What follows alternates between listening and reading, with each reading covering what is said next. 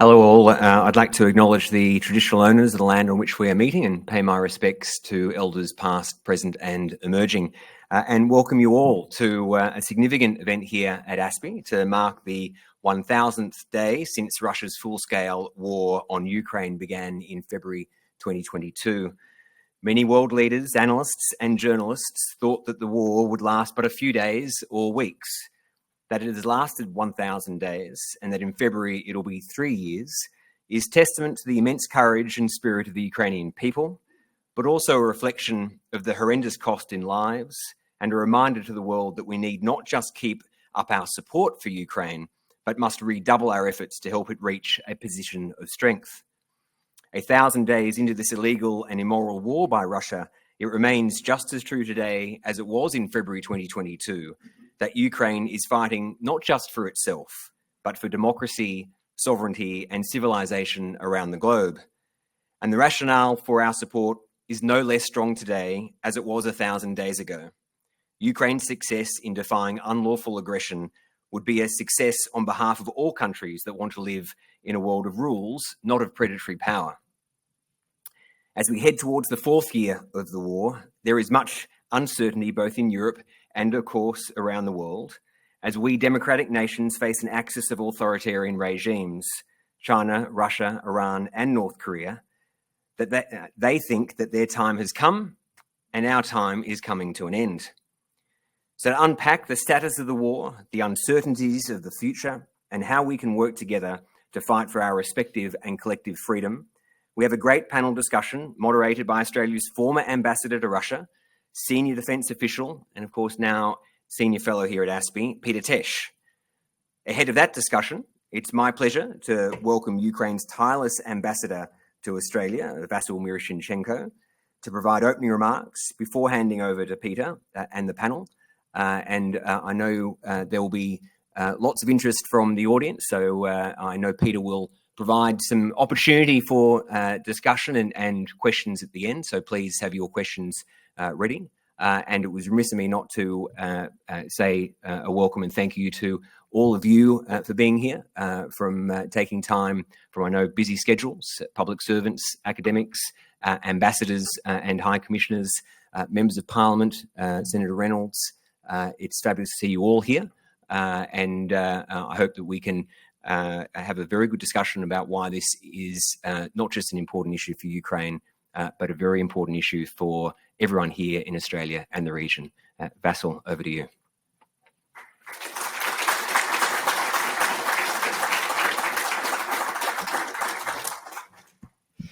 Your Excellencies, Senator Reynolds and members of Parliament, ladies and gentlemen, friends, I would like to thank Australian Strategic Policy Institute for hosting this event. And I think it was just several weeks ago that I sent a note to Justin Bussey and I said, would you be interested in hosting an event on the Russia's 1,000 days of war? And 2 minutes later, I got a response, of course. Thank you, Justin. I really appreciate it. And of course, the tireless work of Alex putting it all together. That means a lot to me, and it's very important to have this discussion. So today marks 1,000 days since Russia unleashed its unprovoked and brutal war of aggression against Ukraine. A war not only against our nation, but against the very principles of sovereignty, freedom, and international law. Just over the weekend, Russia has launched its largest air assault on Ukrainian civilian targets. It sent 120 ballistic missiles and 90 drones, mostly provided by Iran, against Ukrainian cities and energy infrastructure. 10 people, including 2 children, were tragically killed in Sumy. Another 8 were killed in an attack at Odessa yesterday. The attempt before the northern winter, as it was last year, is to terrorize Ukrainian civilian population and to force a submission or a surrender. It will again prove futile, as Putin continues to underestimate the resolve and resistance of the Ukrainian people. I recall that when Russia began its full-scale invasion, most Western experts gave Ukraine just 10 days before the defeat. We have held out 1,000 days. And we could not have done this without Western military equipment. My president, my government, my people, and the Ukrainian soldiers at the front lines clearly understand Australia's direct contribution to Ukraine's defense and deeply appreciate the effort and equipment that Australia has devoted to our success on the battlefield. You know what Australia has done so far. Bushmasters, N113 armored personnel carriers, artillery guns, ammunition, coal, humanitarian and military cash funding, training of the Ukrainian troops, drones and counter-drone weapons, and other military equipment. This is all vital support, and more importantly, it is bipartisan support. Bipartisan support is vital, and I know it will continue. I and my government are deeply grateful. So what is next? The first thing I will focus on the most recent support package, including M1A1 Abrams tanks. We really appreciate that. They really will form a clear line of defense in Ukraine, and we're now working with the Australian government to make sure that we can receive them before European summer of next year. The second point is, of course, further support in the form of retiring or decommissioning military equipment. Specifically, the Tiger armed reconnaissance helicopters or military vehicles have become surplus to the Australian Defence Forces.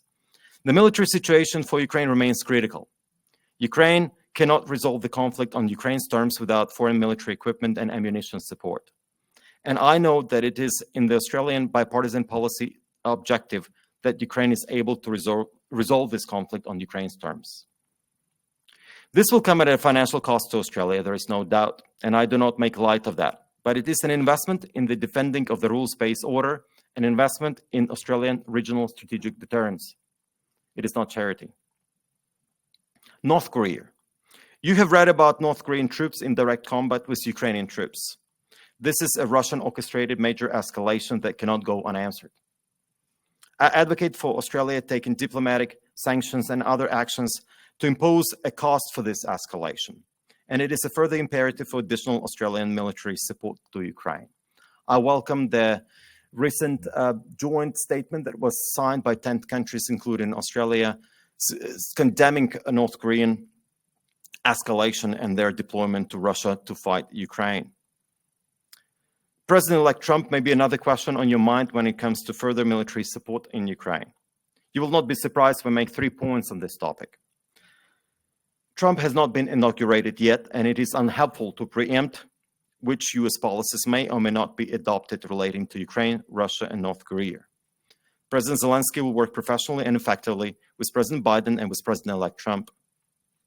Australia should not adopt a wait-and-see approach on this issue. Ukraine needs further Australian support, and Australia's policy position in support of Ukraine is independent of the US foreign policy position. Let me here strongly welcome the stance of the Prime Minister Anthony Albanese that he has taken at the G20 summit in Rio.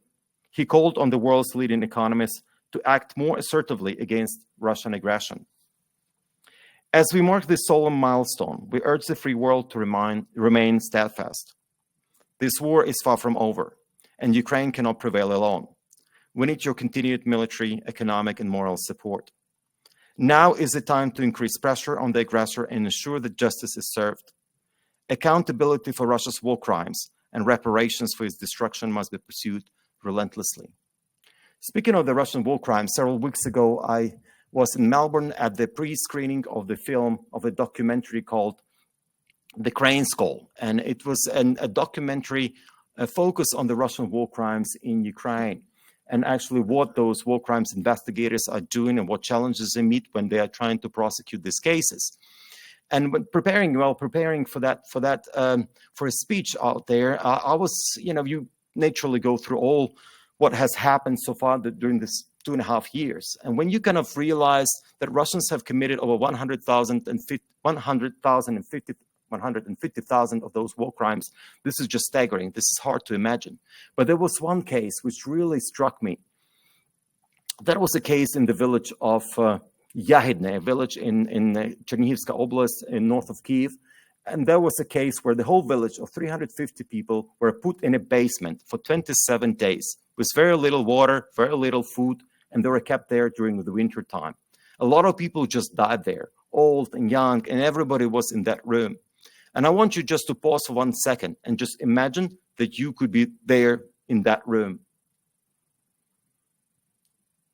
Just a thought of it is just really is mind-boggling.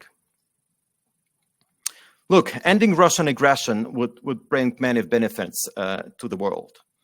Firstly, it would renew respect to international law. It would ensure compliance with the UN Charter, including respect for sovereignty and territorial integrity, allow over 11 million displaced Ukrainians to return home, reduce nuclear security risk, re-establish vital food supply chains, enable environmental recovery, create opportunities for large-scale recovery beneficial to companies worldwide, restore access to critical minerals essential to technological advance, strengthen security in Europe and worldwide with contribution from the defense and security forces of Ukraine and their combat experience.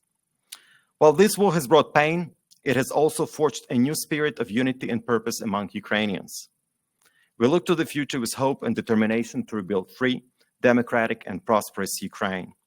Ukraine's victory will not just mark the end of Russia's aggression. It will be a triumph for justice, freedom, and humanity. I'm also very pleased to welcome in Ukraine some senior ministerial advisors who are now visiting Australia. We have Dr. Yuriry Sak and Hanna Manoilenko with us, and I'm pleased that Yuriry Sak will be able to join a panel. Previously, we have worked as one team, and we all joined the Ministry of Defense when the war broke out. Later on, I was sent over here as an ambassador. They carried on with their work for the Ministry of Defense, doing important work on strategic communications, but also advising on some of the strategic issues to the minister. Currently, they have the portfolio and work with the Ministry of Strategic Industries. But from now, I'd like to hand on the floor to Peter Tesch, who's been a strong advocate of Ukraine. And we met each other when Peter was deputy secretary in the Defense Department. So he will lead the moderation of this. Also, I'd like to thank Senator Linda Reynolds as a co-chair of the Ukrainian Friendship Group in the Parliament. We just did a briefing for members of Parliament and senators just now. We had a huge turnout. 14 people showed up. We had Assistant Foreign Minister Tim Watts there. We had also Minister Bill Shorten there, as well as many from the opposition, from the coalition as well. So it was a very good discussion. Thanks a lot for hosting that. I'm very pleased to have Hanna Manoilenko, who is an academic, Ukrainian academic from the University of Melbourne, pursuing her PhD in women's security and war, very important issues which are so topical. So without much further ado, I would like to thank you for your support, and of course thank you to all the diplomatic colleagues of mine, other ambassadors who are here in this room, and members of government. I feel that support, it means a lot to me personally. So thanks a lot for joining, and Peter, the floor is yours.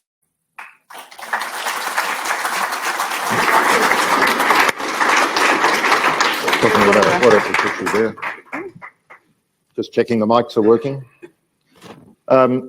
Ladies and gentlemen, let me echo Justin and Vasyl in welcoming you and thanking you for the interest you are showing in a conflict which I think we have come to realize in Australia has long since ceased to be a Eurocentric preoccupation.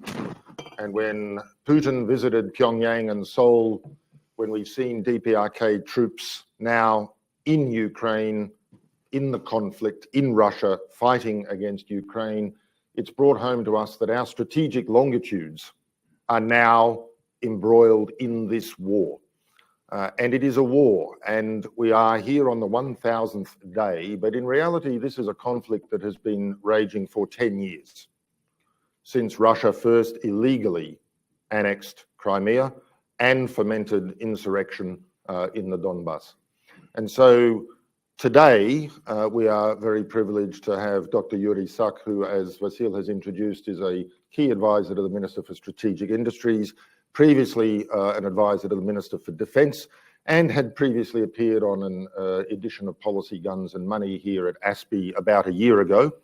Hanna Manoilenko, as Vasyl has introduced, a PhD student, University of Melbourne, who's working in a field that I think we all implicitly sense is part of this conflict, but about which we hear and know very little.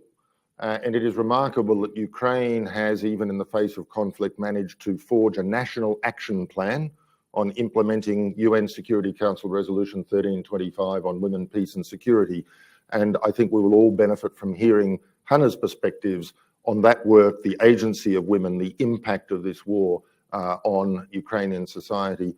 And a particular welcome to Senator the Honourable Linda Reynolds, my former boss, and of course someone who, as Senator for Western Australia, is also co-chair of the Ukraine Parliamentary Friendship Group and has been a very strong advocate, and also in her time as Defence Minister was a keen supporter of and advocate for the issues of gender and women, peace and security in her work as Defence Minister. So I would like over 20 or so minutes just to have a few remarks from our panellists, starting with Dr. Sak, and then I'd like to draw on questions from the audience as well as online to have a moderated conversation here. So rather than talking at you, I'd like us to be talking amongst ourselves and with you. So 20 minutes or so, could I invite you, Dr. Sak, to give us the perspective from Kiev on day 1000 of this phase of the war, and what your messages are to the people gathered here and listening online, and either from the chair or the lectern as you see fit, please. Welcome. From the chair, thank you very much, Peter. Thank you, panelists, and thank you all for coming. So while you would like me to tell you the perspective from Kiev, I'll tell you the story from Canberra. 2 days ago, I had a dream when I was already in Canberra. So in my dream, my daughter, who is now 9-year-old, she was hugging me and holding me very tight. She was crying, and in that dream, I was telling her, listen, I have to go, and she kept asking, why do you have to go? Why do you have to go? And I couldn't explain to her why, and I couldn't find the words in that dream. Now, that was a dream, but in reality, my daughter, as well as my son, for security reasons, they've been living now for almost 3 years in Portugal, so I don't get to see them very often. But when I do get to see them, for example, on the way home from a trip like this, she asks me that question directly. She asks, why can't you live with us? Why can't we not live in Ukraine? And I consider my daughter and myself, we are the lucky ones because we still can have that conversation. My daughter still has a dad to whom she can put that question. There are tens of thousands of kids in Ukraine who will never have that opportunity because their parents have already given their lives to protect Ukraine and our shared values.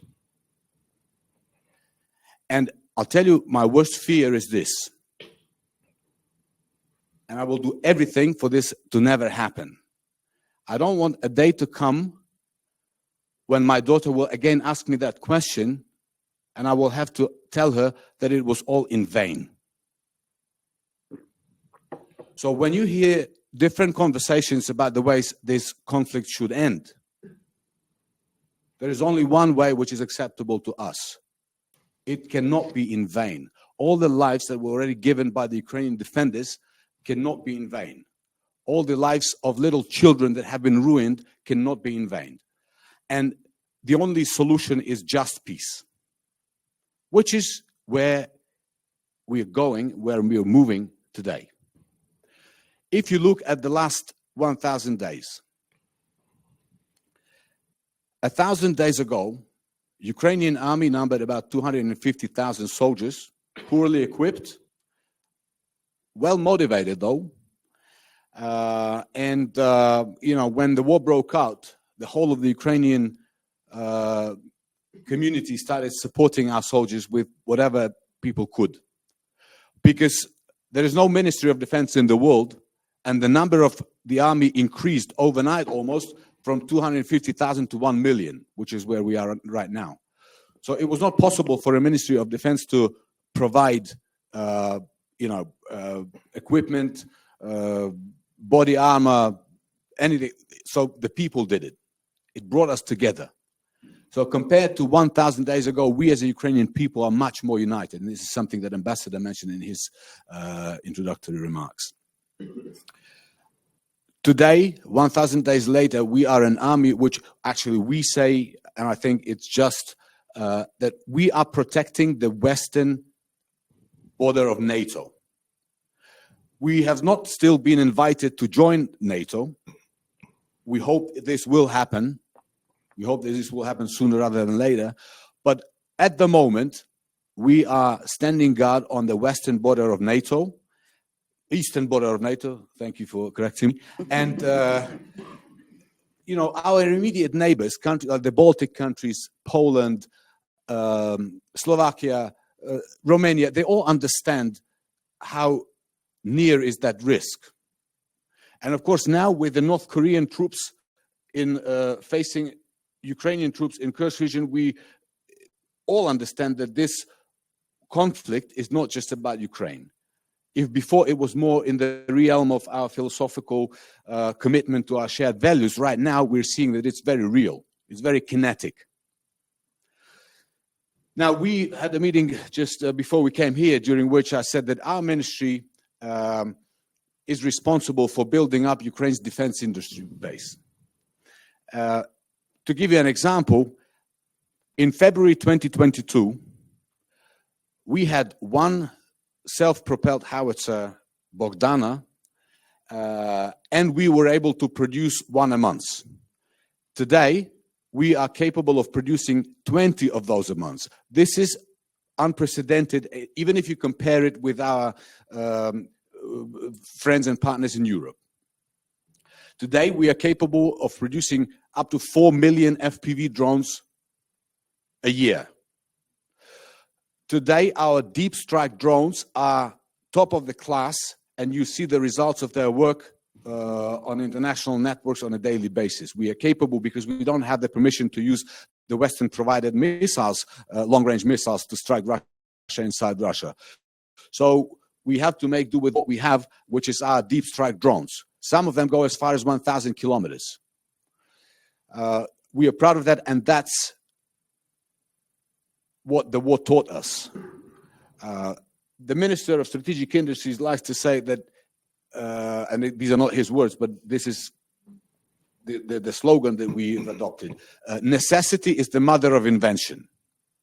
So when you lack resources, when you lack speed of support from your partners, sometimes you need to be inventive. So we are now probably world's #1 leader in terms of defense tech, and in particular unmanned systems, robotic systems, naval, land, and aerial. I will conclude by saying this. Russia wants to destroy Ukraine.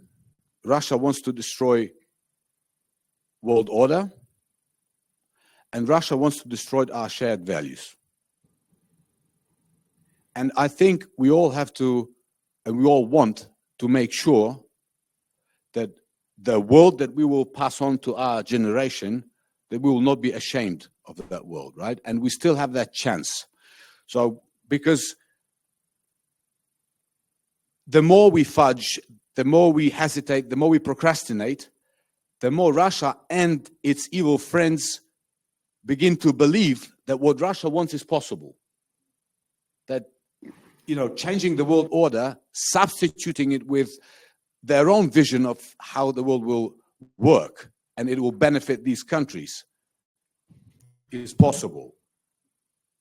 I don't think it's in the interest of any country in the world to allow that to happen. Thank you very much, Yuri, for that compelling account, and also for that personal insight. Again, we read about missile strikes, drones. Behind all of that, there are people, there are children, there are families, there are widows, and there are orphans. And the notion that this should not be in vain, I think, resonates very powerfully. And with that perspective that you've offered there, and I'm sure that will provoke a lot of questions, Hanna, could I invite you to, maybe building on what Yuri has said, bring your perspective to bear on an aspect of this brutal war, which is perhaps not as well understood in foreign media coverage, the perspective you have on the National Action Plan, women, and what you would like to share, including having just recently returned from Ukraine yourself. Yeah. Thank you. Thank you everyone for coming. Thank you, the organizers, for hosting this event. So my name is Hanna Manoilenko. I'm a PhD candidate in international relations. I am from Ukraine, and I believe I was brought here to remind us how gender is part of this war and how gender is part of international order. I have three key messages, and I'll keep them brief.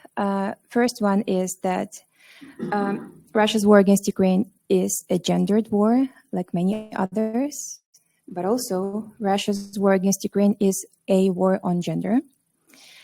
And the third message would be, it's an outline, I will talk more about this one. And the third message would be that since the beginning of the full-scale invasion, Ukraine has seen a remarkable feminist mobilization. And part of that feminist mobilization has been incredible work on implementing National Action Plan on Women, Peace and Security and updating the National Action Plan amid the ongoing full-scale war. And I think we all have something to learn from that. So starting with the Russia's war against Ukraine, well, I'll actually start with the war on gender. Russia's war against Ukraine is explicitly fought for the so-called traditional values, right? And so gender is the central point of contestation, as there is this Russia's hypermasculine illiberal gender order contrasted to the so-called Western liberal order of gender and sexual equalities, Ukraine being part of the latter. If we recall the statement made by the president of Russia on the day of the full-scale invasion, he said that, that's a quote, they sought to destroy our traditional values and force on us their false values that would erode us, our people, from within. The attitudes they have been aggressively imposing on their countries, attitudes that are directly leading to degradation and degeneration because they are contrary to human nature.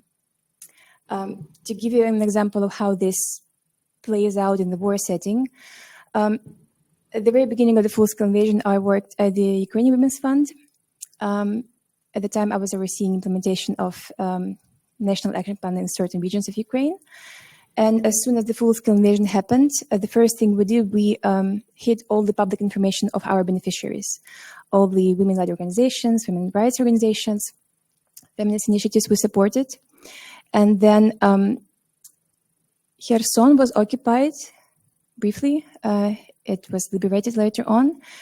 But during the occupation of Kherson, one of our beneficiaries, the organization that works with LGBTQI+ community, had its office invaded and by the Russian armed forces, who they were looking for the lists of participants of events, employees, and anyone they could target, find, and take. Next is Russia's war against Ukraine is a gendered war. Women have been disproportionately affected by the ongoing hostilities from the beginning of the war, from 2014. Women have been the majority of people who have been displaced, often being the prime caregivers while being displaced, meaning that they would become internally displaced people, or they will move abroad and become refugees while having children in their care, or elderlies, or maybe both. They would also be prime targets of combat-related sexual violence, which is wartime rape, on the territories occupied by Russia. And feminist scholars have already claimed that Russian armed forces use such kind of violence as a weapon of war. This just to give you a few examples. At the same time, women have emerged as agents of change, utilizing war resistance to their own empowerment. Women in Ukraine have played an active part in civil resilience and military resistance, as well as in promoting policy changes, some of which concern ratification of Istanbul Convention. Istanbul Convention is about criminalizing domestic violence, and also update of the National Action Plan on Women, Peace and Security. Just briefly, I'll also give examples. As I've learned, this is something that should be outlined. As for the resilience, at the very beginning of the full-scale invasion, women have been at the forefront of responding to humanitarian crisis. At the very beginning, humanitarian organizations, big international organizations, left the country. And so these were local volunteers, women-led organizations who had to step up and provide medical supplies, food, or even help with the evacuation. As for the military resistance, women have been a permanent part of the armed forces for quite a while. As of this year, there are, I think, almost 67,000 women in the military. 47,000 of them are in combat positions. And it is important to mention that it shouldn't be taken for granted that they are part of the military. It has been a matter of advocacy and persistence that women were allowed to occupy certain positions. It was only in 2018 that a legal ban on women occupying certain combat positions was lifted. And that was because of the advocacy work. As for the policy changes, I mentioned that we could see incredible feminist mobilization in Ukraine currently. And I believe that the work on implementing WPS resolution is a big part of it. Probably I should briefly outline what the resolution is about. I think so, yeah, okay. So the United Nations Security Council Resolution 1325 is also known as Women, Peace and Security. When I say WPS, I mean Women, Peace and Security, is in fact an umbrella term for a set of resolutions. First one was adopted in 2000, and it's aimed to recognize and redress the disproportionate effect of armed conflicts on women and girls globally. It has 4 key pillars and then emerging pillars or new issues. But then Ukraine has become an outstanding case, having adopted its first national action plan amid the ongoing war in 2016, and then having updated, revised, changed its second national action plan amid the full-scale war. And that happened shortly after the full-scale war. I was part of the efforts because of my that time work. And I wrote a book chapter about it, but I will be brief for today. I think we have a lot to learn from the ongoing work of Ukrainian women on implementing this resolution, Ukrainian government. And I will only give you 3. So first one is the importance of prevention. Right, prevention is one of the pillars of this resolution. This means prevention of violence against girls and women. So one of the things that we had to update in the National Action Plan was we included people who stay out on the territories outside of the legal control of the government, right? As part of the beneficiaries of the National Action Plan. This means people who have become refugees, right? They moved abroad, but also people who live in occupation, right? There are very few national action plans globally that have to deal with this issue.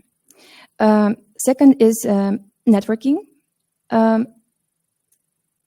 This means that the very update of this plan has been a result of efforts of many people.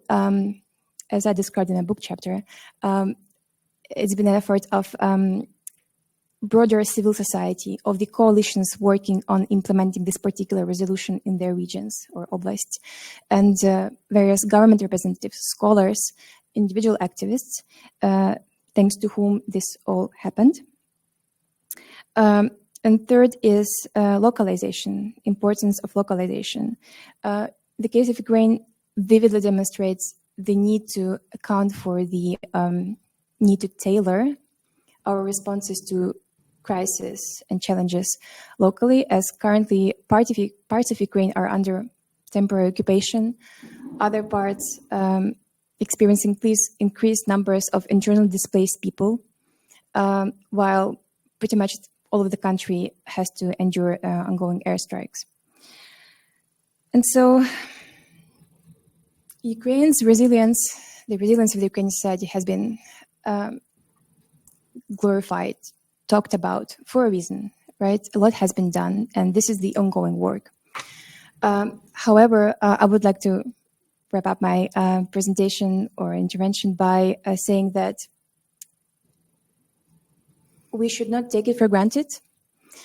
Resilience is not a natural feature of human being who could defeat all their enemies with their bare hands just because why not? Resilience is something we have to be resilient. But then if global community is part of the Western liberal order of gender and sexual equality STEAM, then this is the time to remember the importance of staying involved, expressing solidarity, and supporting Ukrainians in their resilience and resistance. Thank you. Hanna, thank you.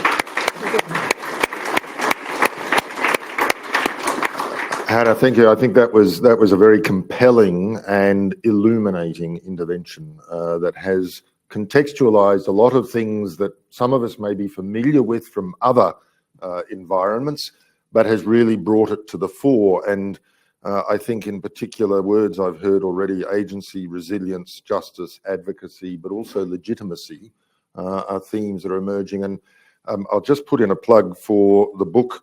It is Feminist Perspective on Russia's War in Ukraine, Hear Our Voices, published this year. And Hanna's chapter is the National Action Plan on UNSCAR 1325 in Ukraine, meeting the context of a full-scale war.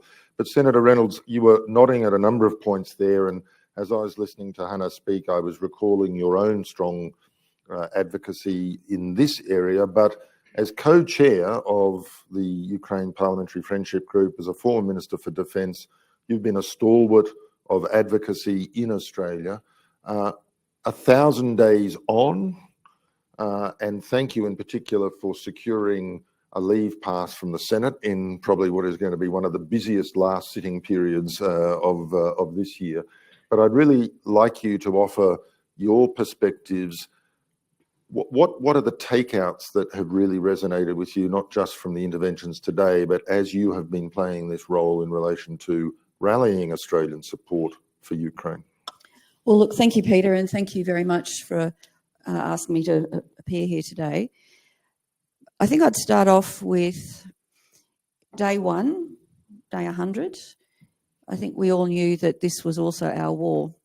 But day 1,000, there is absolutely no doubt this is our war, and it is one that we must work with Ukraine and our democratic friends globally to prosecute and win.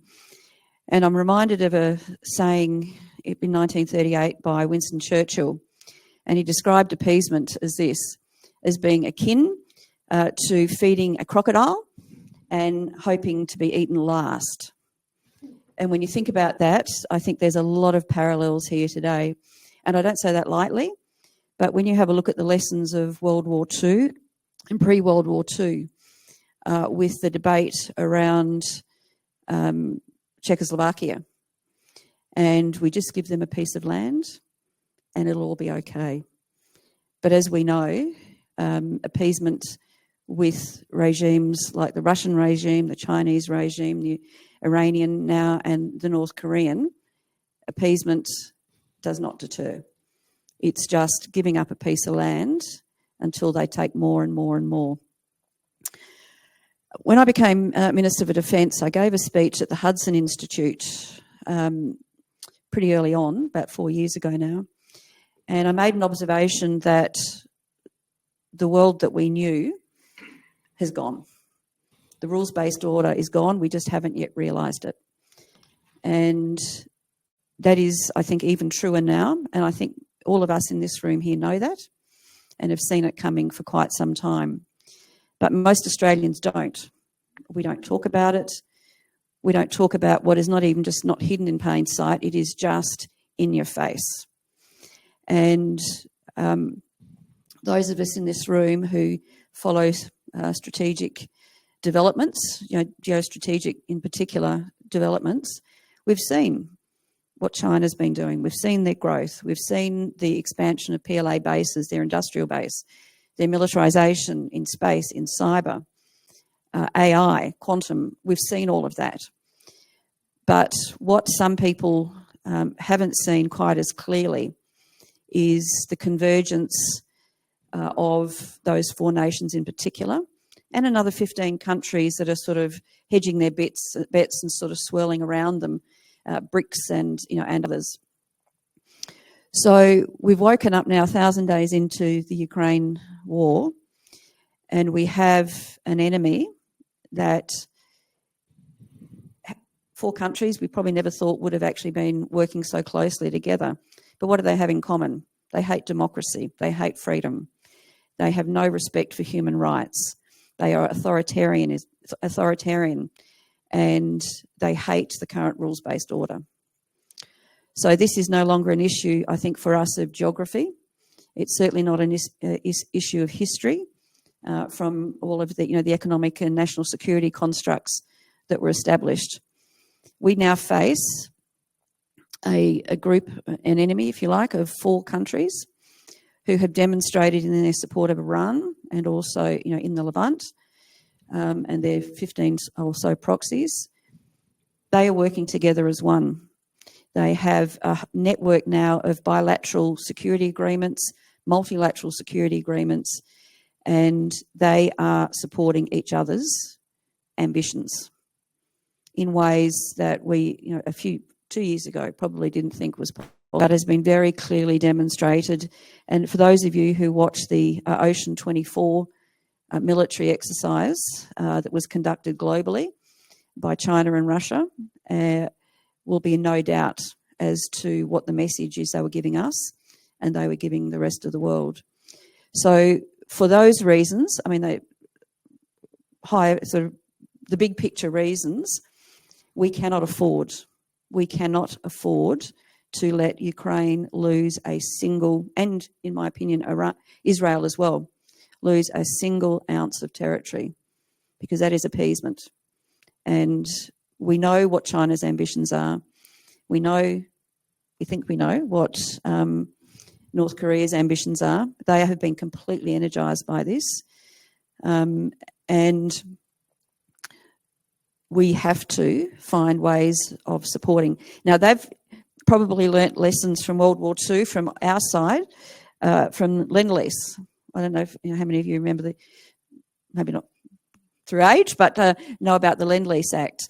And I'll just finish on that, because the lessons from that are what these 4 nations are now doing. So in 1942, Robert Menzies said in one of his Forgotten People speeches, after he obviously wasn't Prime Minister then, but he talked about the most unsordid act in human history.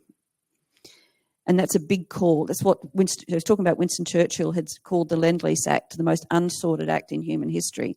And that's a pretty damn big call for, a country in the middle of fighting for its life. But that was the US statute that Roosevelt had passed through the Congress that gave him the ability, as a neutral nation still then, to aid the war effort.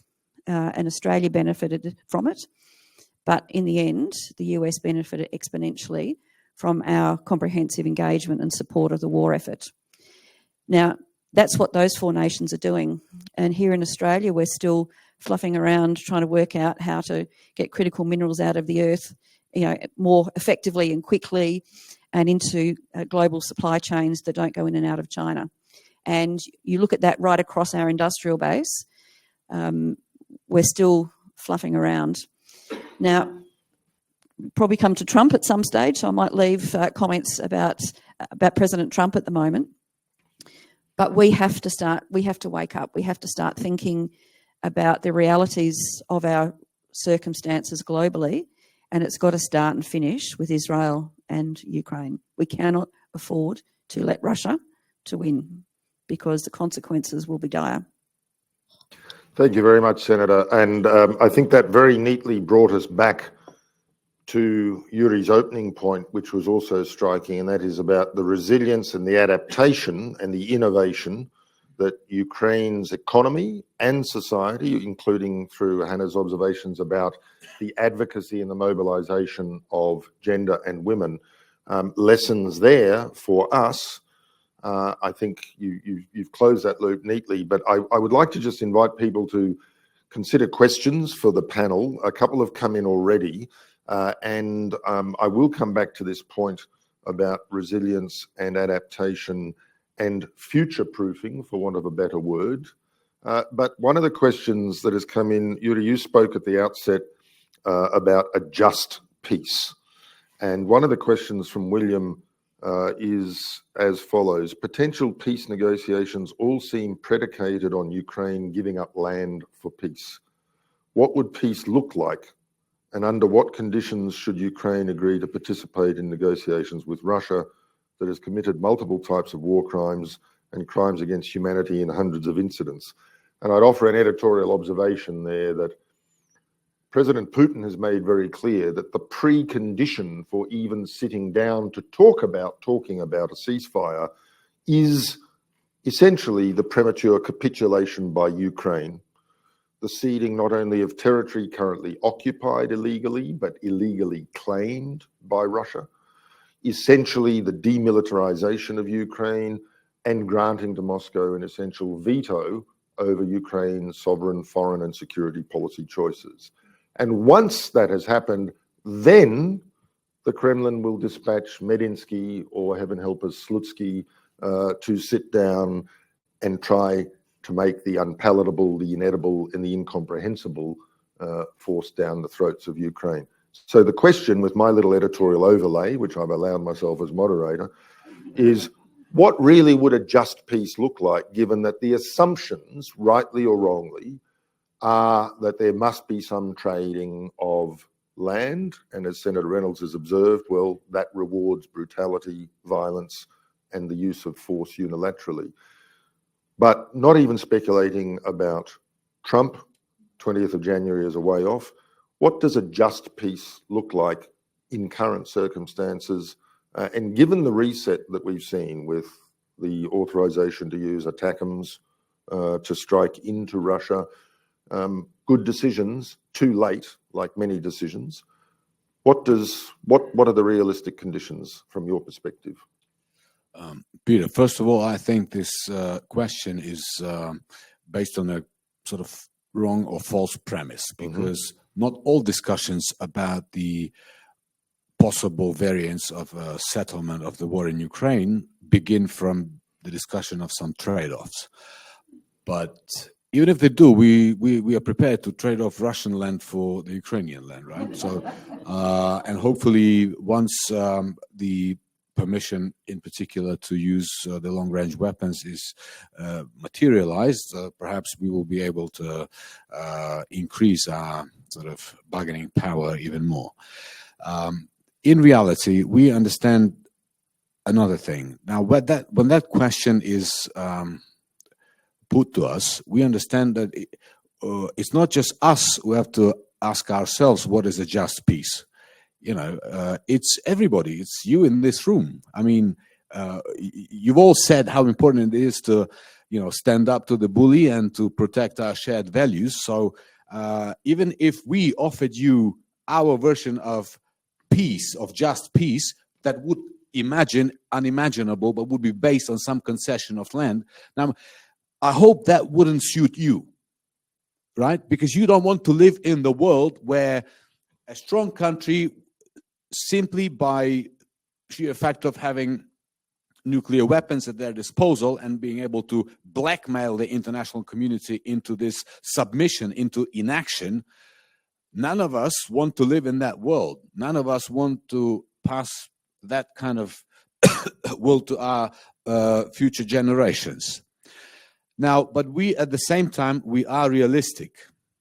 And we understand that with Russia being more powerful, Russia having more resources, Russia having now having ability to rely on its friends from North Korea, Iran, and more so China.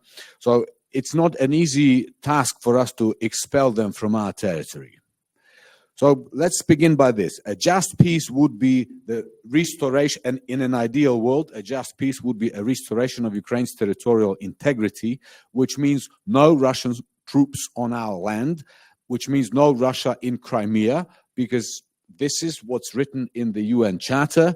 A territorial integrity of a nation is sacred and should not be jeopardized by another nation. Now, at the same time, we have the reality, and the reality is more difficult than theory. In reality, we at the moment have about 550,000 Russian troops along the front line. A big part of those troops are actually on the temporarily occupied territory in Ukraine. So this is why our political and military leadership, when they talk about the victory plan, they say that just peace for us will be achieved partly by military means and partly by diplomatic means. And nobody assumes that they will happen overnight and simultaneously. But we must not allow Russia to freeze this situation in such a way that it will be legitimizing what they have done. Because a crime unpunished, as you all know, comes back and repeats itself with more force. We have seen it in 2014, when the international response to the annexation of Crimea was very meek. It was almost non-existent. What happened 8 years later was the same perpetrator came back with more power and committing more war crimes and crimes against humanity. And I would like to just end by saying this. If there's anybody who thinks that it would work, that you can just give Russia a piece of Ukrainian land and all this horror and nightmare will end, it's not so. Russia is not after territory. Russia is not after land. Russia is after destroying Ukraine's identity, and Russia is after destroying the rules-based international order. Like Senator said, they hate everything we are prepared to die for, and that's the difference. Thank you.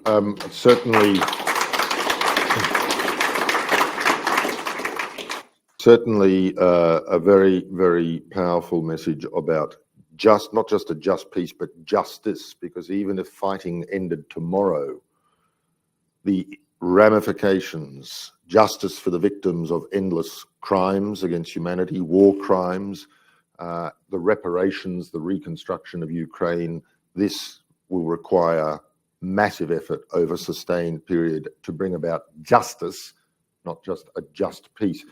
I'm scanning to see if there are questions in the room. I have a few more online, but I also don't want to neglect people here. Hanna, would you like to offer any addendum to that? Yeah, I'll just jump in briefly. When we talk about just peace, it matters justice. We should ask justice to whom, from whose perspective.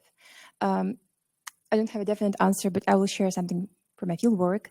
I've already mentioned that the work on National Action Plan is about localization. So apart from this big national level plan, there are regional level plans and plans at the level of the communities. And Luhansk region of Ukraine is the region under temporary occupation. Nevertheless, communities of Luhansk regions have their action plans. And so action plans looks like a list of activities or tasks that need to be performed by someone in a definite period of time. And so some of the activities are the activities that could be performed currently. They're being implemented. But then others have something added in the brackets. So some activities mention that will be done after the occupation.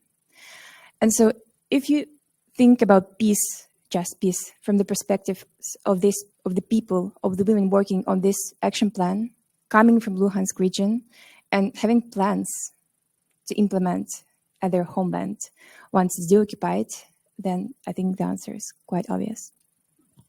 Thank you. I have a couple more questions here that I'll come to, but I just want to check to see, gentlemen here, do we have a roving mic or? And Bob, were you scratching or raising a finger to ask a question? Right, okay. There's a gentleman here. Thank you. Could you please identify yourself just so the panelists know? My name is John Henderson. I'm in IT, mostly for the Department of Defence over the last 30 years or so. I have a very strong interest in tactics, etc. And it's a question really to Senator Reynolds. Can Australia do more in support of Ukraine? And your position as a former Minister for Defence, if you could pick 2 or 3 things, what would they be? Thank you very much, Don. That's a great question. The first thing I think important is to raise in a general sense, is to raise more awareness in the Australian public, because I don't sense that there's much great desire. Certainly there's sympathy, but in terms of diverting financial resources away from Australia at the moment, there's not that great. So that's in a general sense. I think we need to talk about it more and actually start putting the case about why all of Australians need to support Ukraine. But in terms of specifics, I think there's a couple of things. One is we are in the process of disposing a wide range of military equipment. We buried the MRH-90s instead of giving them to Ukraine. We have a very low risk tolerance for safety. The Hawkeyes would be very valued. That's one of the things we discussed today. The Abrams tanks, we announced them a while ago, but they're still nowhere near the front line in Ukraine. So I think there's a lot of things that we can do. We can provide more Bushmasters, ramp up our own production, and replace the ones that are going to Ukraine. There's a lot more we could be doing to fund a lot of Australian companies, not just in terms of the production of Hawkeye and Bushmaster, but we've got some of the best drone makers and counter-drone shield manufacturers here. There's a lot of technologies that we could be supporting our own companies that would actually have that dual benefit of ramping up production here, and some of these bespoke companies like EOS, not that small and not that bespoke anymore, but we could be doing a lot more with the will and with the money to provide much faster the equipment that they need. We're ramping up. So one of the things that Yuri talked about with us up at the Hill is going into collaboration with a number of the Ukrainian defence companies. Some of the things that we're looking at doing now, ramping up production of 155 shells and other energetics. We could certainly do more partnerships, which would be of mutual benefit. So I think it's, to start off, it's a different way of thinking, is how do we enable things and how do we just allow the bare minimum so that we're, and there's many countries who are doing this, just enough, as people say, to keep you in the fight, but not enough really collectively to allow them to win the fight. So those are the things, and as Yuri said and reminded us, there needs change. As the nature of the battle changes, as technology is rapidly spiralling in a number of areas, including the use of AI, there's a great opportunity for us to be more agile in terms of, in fact, there was one of the examples, if you don't mind me using, is that with Australians going over and training Ukrainian troops, they're now going back to Ukraine and saying, "God, we could have taught them more, we've learnt more." So they're actually rapidly advancing in a number of technological areas. So there is, apart from the just cause, there are so many things that we could actually benefit from if we allowed a bit more flexibility with our own defence industry.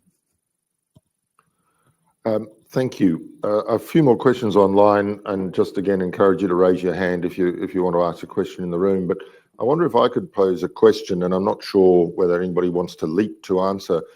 It's been striking, and it does draw a bit on one of the questions online about the practical mechanisms and actions Australia and like-mindeds can take in response to the endless list of Russian war crimes that have been documented, and there are a number of entities that are documenting very carefully and forensically, such that when fighting ends, justice can be pursued. But that will be a long-term thing. One thing that I have been struck by was just the relative paucity after the initial reaction to February 2022 of coherent, sustained, regional and global pushback against actions occurring in Ukraine, and in particular, a permanent member of the Security Council making common cause with a country, the North Korea, DPRK, upon which Russia had imposed sanctions 9 times between 2006 and 2017, over its ballistic missile and nuclear weapons programs, we now see common cause being made there with who knows what sort of regional destabilizing implications.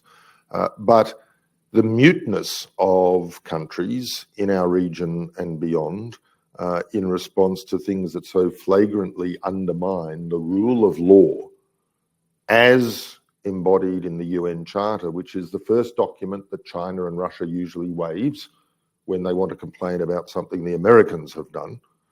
And yet here we are seeing two permanent members of the Security Council not accountable in the domestic terms that we would understand, flagrantly breaching not only international law, but commitments Russia made 3 times to Ukraine in respect of territorial integrity, sovereignty, and political independence.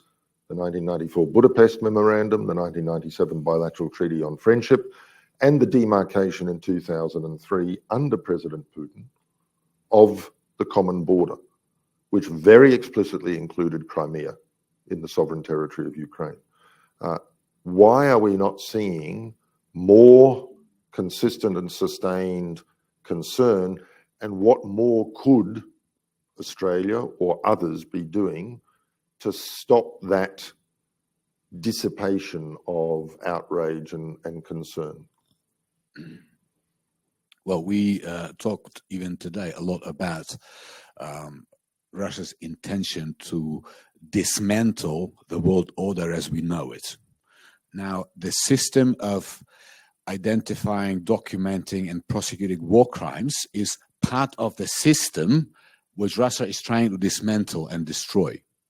With every appearance in international information space, the leader of Russia is showing his disrespect and disdain for all international institutions. He's an indicted war criminal charged with the crime of children deportation.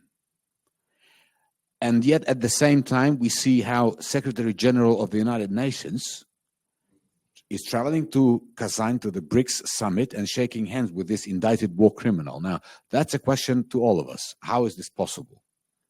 I mean, are these double standards? Is this some kind of disorder we're all gradually beginning to suffer from? But as for the work on the ground, the Office of the General Prosecutor of Ukraine, by now, I think, if I'm not mistaken, but they have documented over 180,000 different war crimes. And that work continues. There are both governmental agencies charged with these, with documenting and investigating these war crimes, as well as many voluntary organizations supported by their partner organizations worldwide. The stuff that we're seeing now is very disturbing as well, because every territory that Russia occupies, even temporarily, is subject to more war crimes. They have abandoned Geneva Conventions. They have abandoned all the rules and customs of war.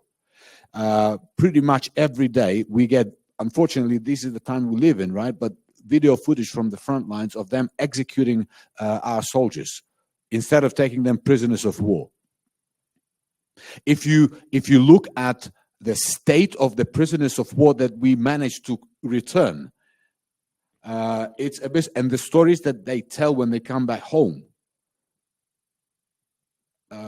it's very difficult to. I'm just struggling for words. You know, how in 2024, how can a country be like that? You know, how can they fight like that? How can what do they stand for?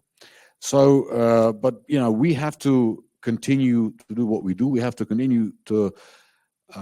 We will continue to fight. You will continue to support us in hope that this war of attrition, which we are seeing now, with the help of technology, with the help of our collaborations, that this war of attrition will be won by us. And there are so many challenges. Like, for example, the most important and most difficult challenge, which we have not come up with a solution to yet at the moment, are the so-called glide bombs. Last week, Russia have launched about 900 of them. And the numbers are growing. And these glide bombs are essentially the infinite resources of them Russia have inherited from the Soviet era. And there is no countermeasure against them. There is nothing, they cannot be stopped midair. They are launched by Russians from the Russian airspace, and they land in the frontal cities like Kharkiv, and along the front line.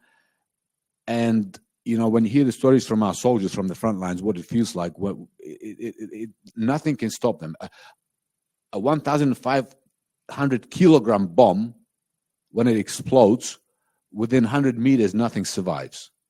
It breaks through the concrete bunkers. It's just lethal, and there's no remedy against it. But for example, we were hoping even half a year ago that the promised F-16s will arrive sooner, and they will be helping us to stop the Russian planes from which the Russians are launching these glide bombs. Now, they've arrived late, which means Russians were able to relocate some of their airfields and planes from the reach of the F-16's radars. Now we are asking for the permission to use long-range weapons, because even if we got that permission tomorrow, at the moment there are around 15 different airfields in the frontal areas from which these Russian bombers take off and bomb Ukraine every day. Now, if we were able to incapacitate this war machine, now that means more saved lives every day.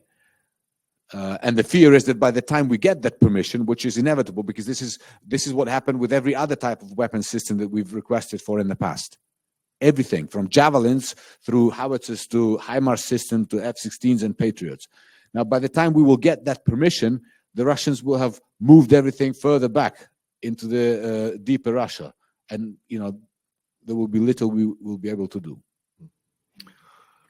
Please. I think politically, it comes down to a lack of willingness in terms of deterrence. And we're not, as democratic nations, as liberal democracies, we are not yet anywhere near united to actually put a front. So I don't think war is inevitable. A wider war isn't necessarily inevitable, but I think it is now certainly possible. But it comes down to our will now to deter, to really put a united front, whether it is at the United Nations, where those 4 nations plus, many others, so not just BRICS, but there are many other nations. When you go to those forums or the International Parliamentary Union, which I represent Australia at, you can see there are so many nations who are now hedging their bets. So we are not offering, and it's not about buying their votes, but they can see the show of strength by all 4 nations, and they can see what we are and we are not doing.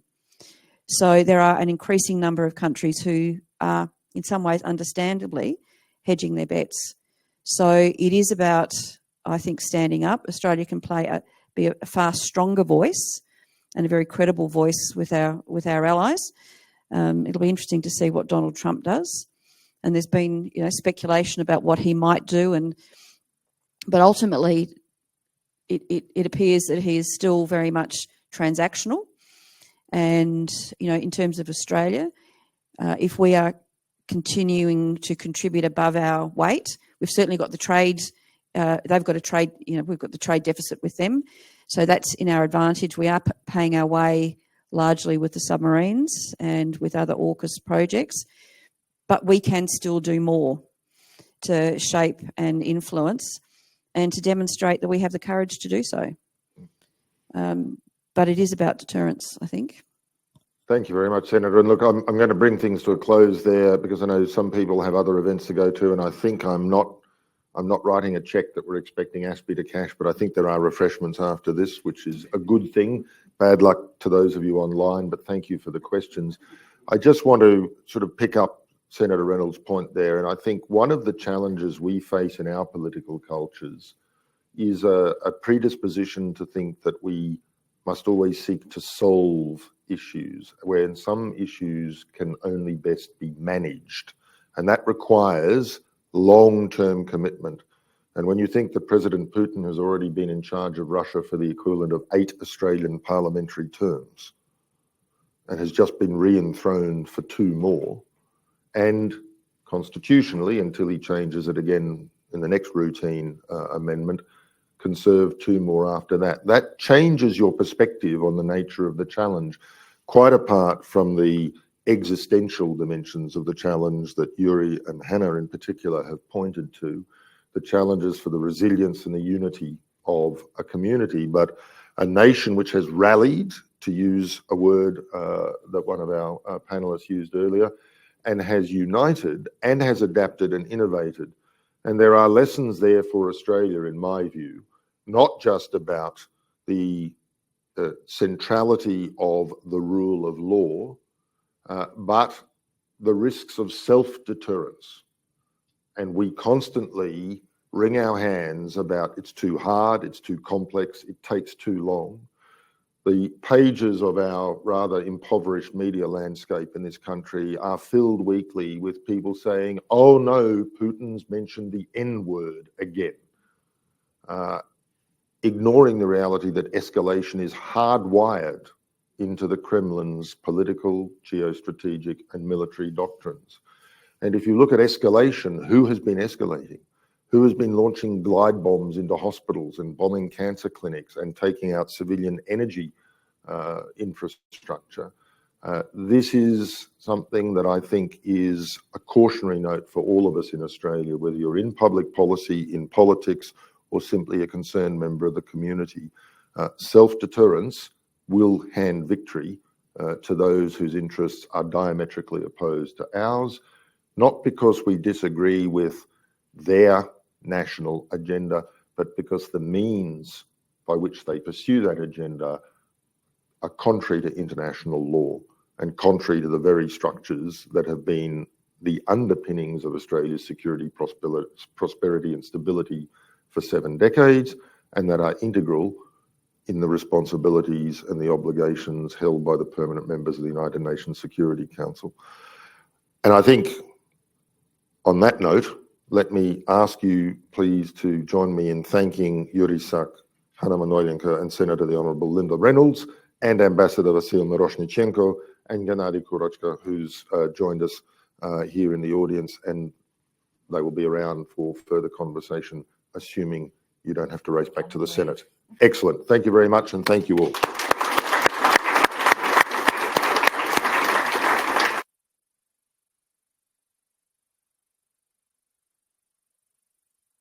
Have managed in the space of a very short time to completely reset this room from today's activities, and who will then have to reset it again for tomorrow's activities. But thank you all for your attention.